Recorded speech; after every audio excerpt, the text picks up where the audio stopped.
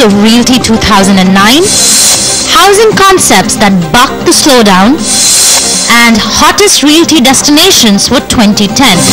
Well, 2009 was a year of tough realizations as it made developers and property pundits question their business strategies and calculations. Well, my colleague Samira Jalali is going to take us through all the action that the realty space saw in 2009, so sit back for the roller coaster ride.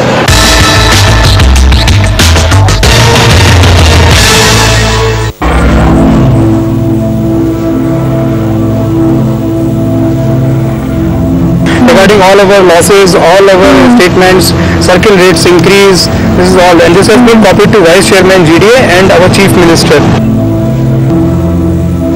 It was indeed a year of surprises.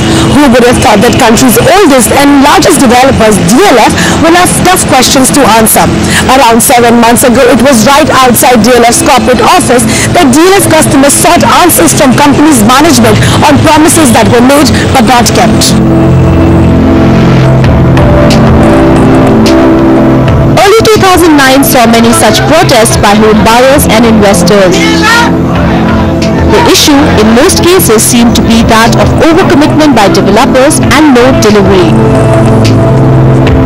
Even as India seemed to have come out of the slowdown relatively unaffected, the year 2009 would always be a year that developers and buyers will remember for a long, long time. As global funding became tight, developers back home scrambled for cash.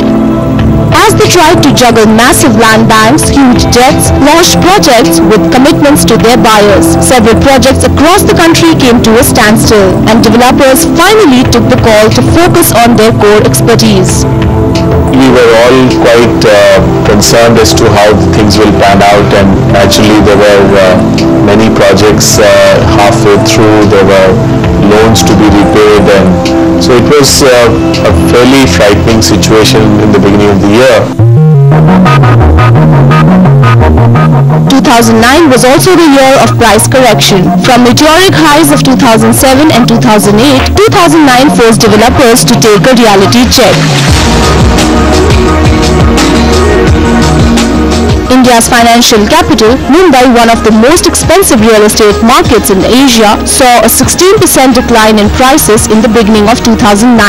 There was a similar price correction in other metros as well. Nation's capital, Delhi, saw price correct by as much as 20% in the first half of 2009. Developers say that recovery in the real estate sector is led by genuine buyers now than of investors. Actual user came in the market initially. It was pure actual user based market, but with a very well informed and very well knowledgeable customer who had done his complete homework about all the properties. If the prices are realistic, it will be a sustained one. If the prices go haywire, then it is not a sustained, it won't be sustained. Right now they are realistic, but if the developers maintain these prices, it is realistic. But if they take up the prices too high and too fast, then we'll have a problem. But right now it's okay. After a year-long slump in demand, developers are now hopeful of 30 to 50% increase in demand and supply in the next 5 years, and most of the demand is expected to come from the affordable housing segment.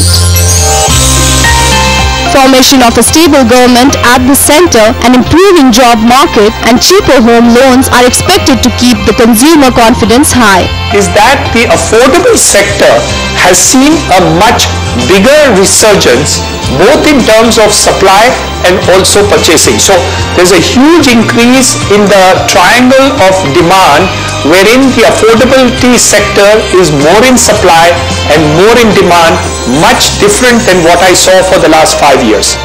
Sample this, by 2011, Delhi NCR will see almost 92,000 units, that is about 160.16 million square foot of developed residential area. Of the total 92,000 homes, 7% are expected to come up in Noida, 25% in Ghaziabad and Faridabad, and as much as 29%, that is nearly 27,000 new homes, are expected to come up in Gurgaon. A chunk of those homes will be in the periphery areas like Manesar and Dharuhera. And Delhi, though is working on releasing more land parcels to private developers, the city is expected to add less than 1,000 new residential apartments and homes this year. Mumbai too will get its share of new homes and apartments. Around 72,906 units, that is about 80.61 million square foot of residential space is expected to be developed by 2011. 37% of new residential development will happen in the western, 19% of the supply will come from Thane, and Navi Mumbai, a residential wing of Mumbai, will make up 18% of total housing supply. What developers and experts say